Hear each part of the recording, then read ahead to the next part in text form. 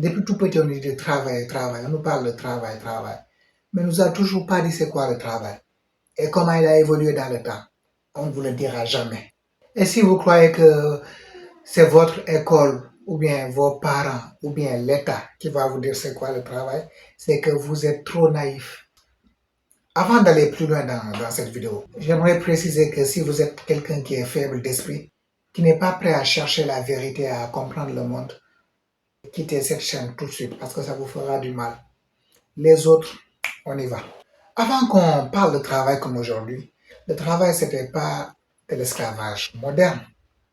Le travail, c'était la vie. Tu te levais avec le soleil et tu travaillais avec ta famille, tes amis, tes voisins. Tu étais libre.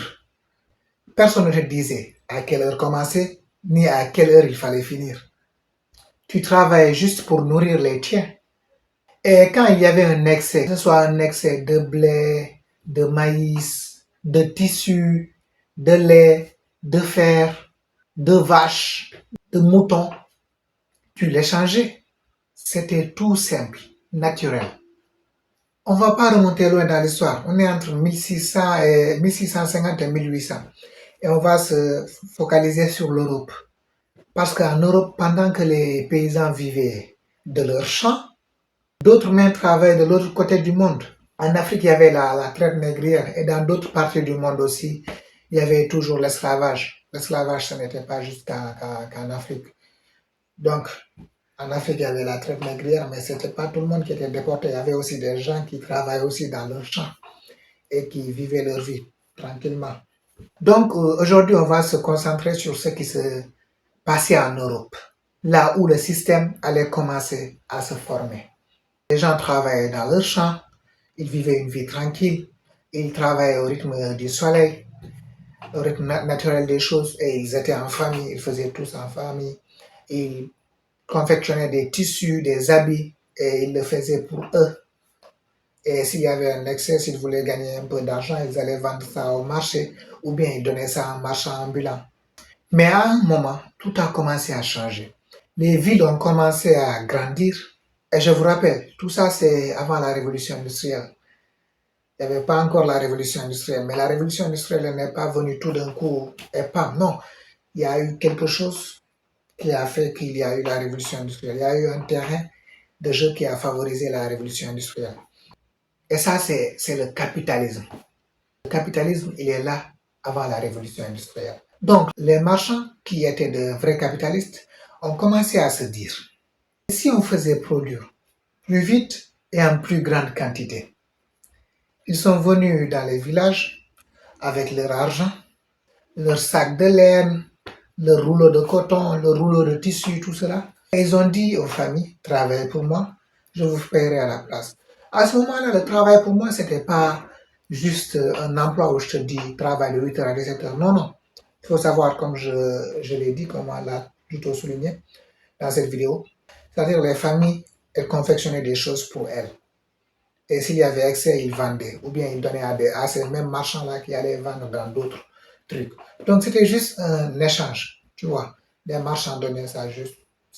C'était pas les marchands qui disaient aux familles de travailler pour eux. Non, c'est les familles qui donnaient aux marchands pour qu'ils aillent vendre l'excès. Maintenant, les marchands ont commencé à apporter beaucoup plus de coton eux-mêmes et donner ça aux familles.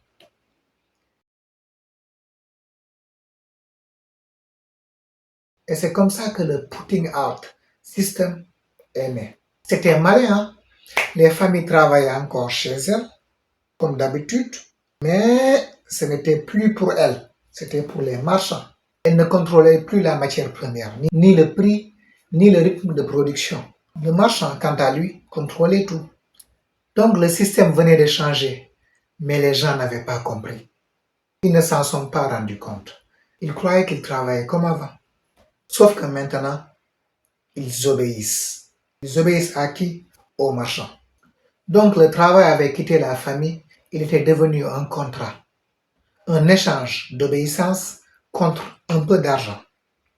Ce n'était plus le je travaille pour vivre, mais c'était devenu je travaille pour que quelqu'un d'autre vive mieux que moi. Donc le travail a perdu son âme.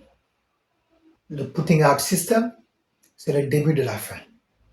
C'est là que le capitalisme a mis le pied dans la porte des foyers. Et quand la machine à vapeur est arrivée, il n'y avait plus qu'à pousser la porte. L'humain était déjà prêt à obéir. Il était déjà préparé avec le putting out system. Ce n'est pas venu brusquement. C'est à ce moment-là que la famille a été complètement dissoute. Elle a été détruite au profit du capitalisme. Et c'est là que commence le monde moderne. Le monde dans lequel nous vivons n'est que la conséquence de ce qui s'est passé il y a 200 ans, 250 ans. Il n'y a pas longtemps. C'est pas loin dans l'histoire. C'est pas plus de 4 générations. Dans la prochaine vidéo, on parlera de comment la machine a pris la place de l'homme. Comment l'industrialisation a fini par transformer le travail en prison.